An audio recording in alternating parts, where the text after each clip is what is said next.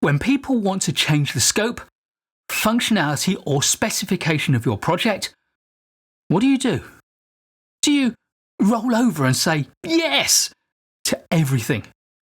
Or do you assert yourself and say no, confidently and firmly? Of course not.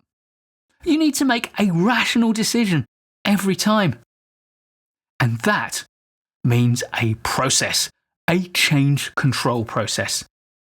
It needs to be rigorous, transparent, and accountable. But how does it work?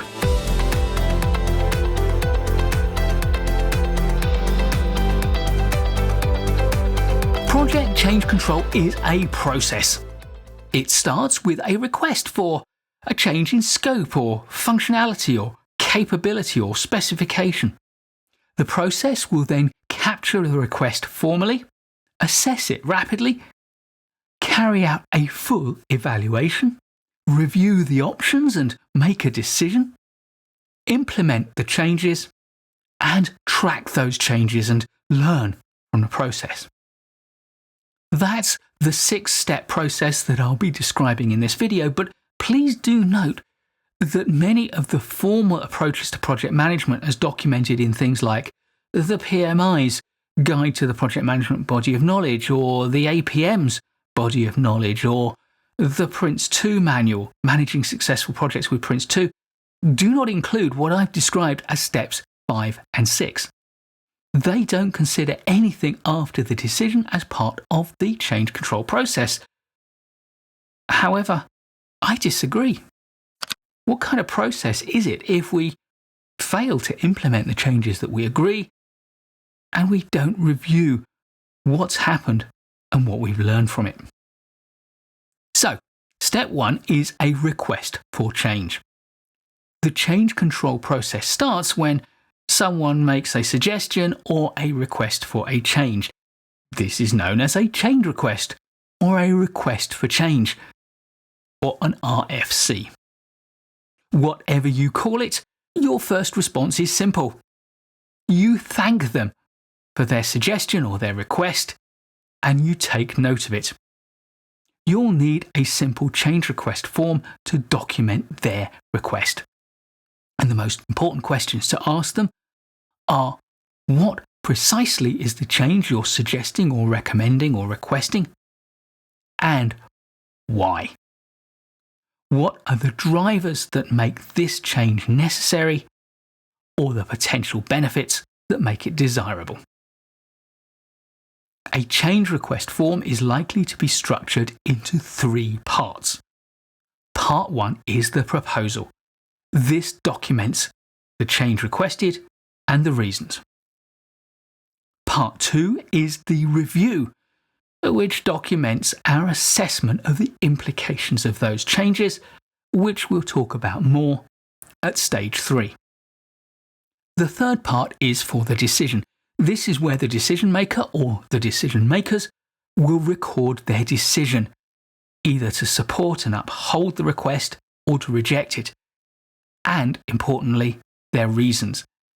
And it's usually accompanied by some form of endorsement in the form of a signature. Step 2.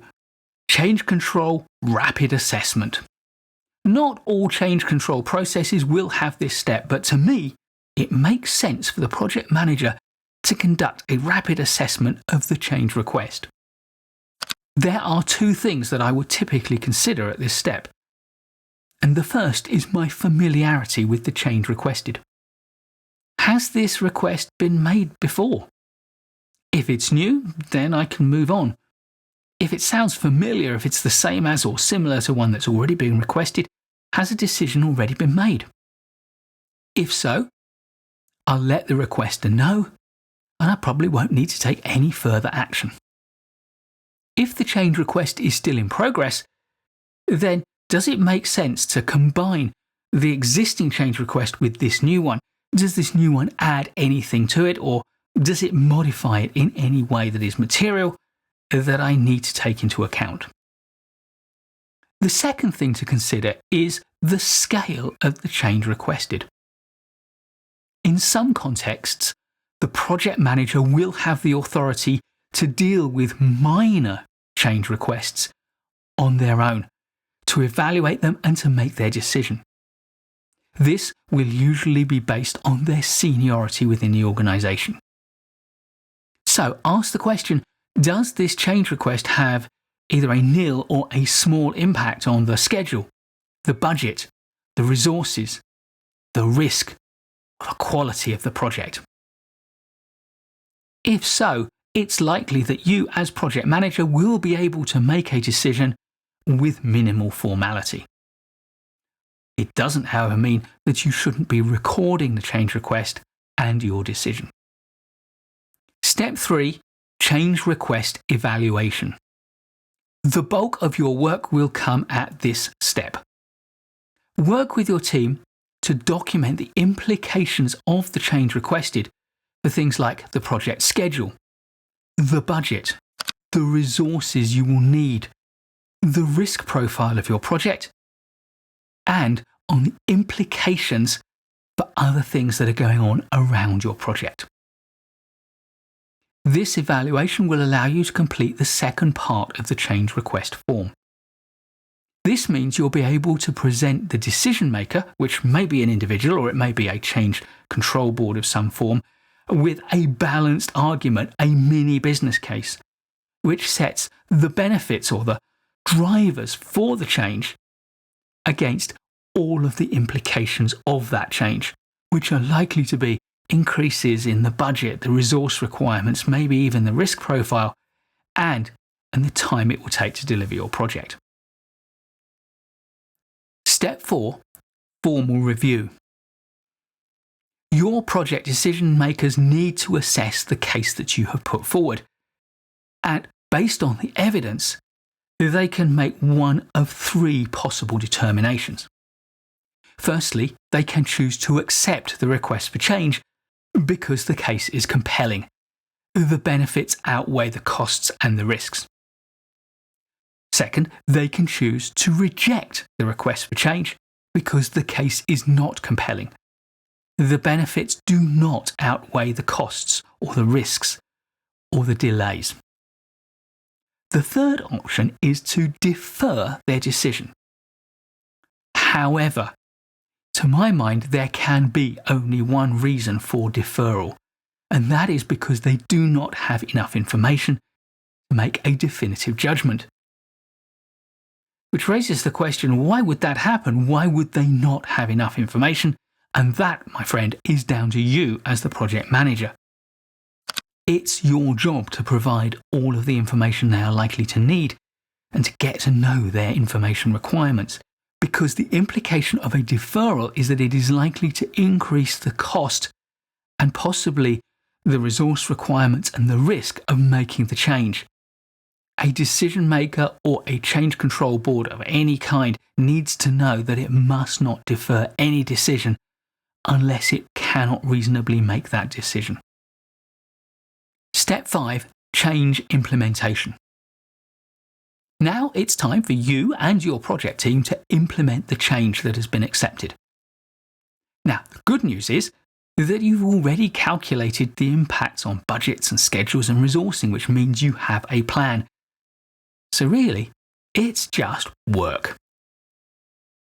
Step 6, track the changes that are being made and learn from the process. As with all good project management, you need to monitor and control what is being done and learn from the changes that you make. When the changes are complete, learn from the outcomes. What was the impact of the changes? How did the process work? And how effective was the decision making? And at the end of the process, complete the other document which I haven't yet mentioned, the changelog. A changelog or a change register is a simple document, or maybe a software tool, which tracks and documents the process. It is an important part of your project audit trail, which is vital for good governance and transparency and accountability. A changelog is also an important management tool for you as project manager, and I provide templates for both a changelog and a change request form in my project management templates pack, and I'll put a link in the description. So my change control process has 6 steps, and they are easy to follow. But it is important to do it right, because accountability for change is vital to avoid scope creep. Please do give this video a like if you've enjoyed it or learned from it. I'll be making loads more great project management videos for you, so please do subscribe to the channel and hit the bell so you don't miss any of them. And I'll look forward to seeing you in the next one.